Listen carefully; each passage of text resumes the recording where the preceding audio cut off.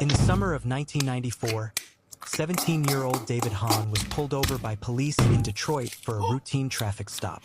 What the officers discovered in the trunk of his car wasn't ordinary teenage mischief, it was radioactive material.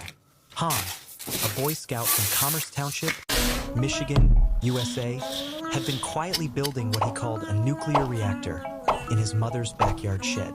Hahn's interest in chemistry and nuclear science started young. Born in 1976, he was encouraged by his step-grandfather and inspired by books like the Golden Book of Chemistry Experiments. He spent hours on home chemistry projects, sometimes with dangerous results. To channel his energy and give him structure, Hahn joined the Boy Scouts, eventually working toward a merit badge in atomic energy and the rank of Eagle Scout. But Hahn's curiosity went far beyond the usual scout projects.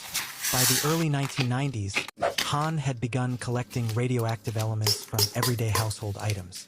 He extracted americium-241 from smoke detectors, thorium from gas lantern mantles, radium from antique clocks, and tritium from gun sights. Using a bored-out block of lead and improvised lab equipment, he attempted to assemble a breeder reactor intending to convert low-level isotopes into fissile material.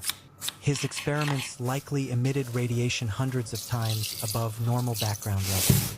Hahn tried to manage the risk, splitting his radioactive materials between his shed, home, and car.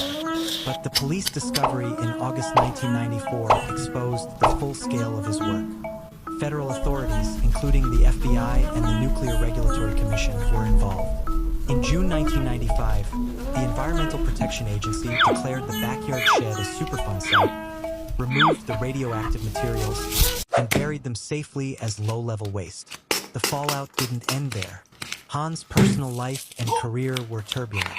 He served in the U.S. Navy aboard the nuclear-powered USS Enterprise and later in the Marine Corps, but struggled doubly.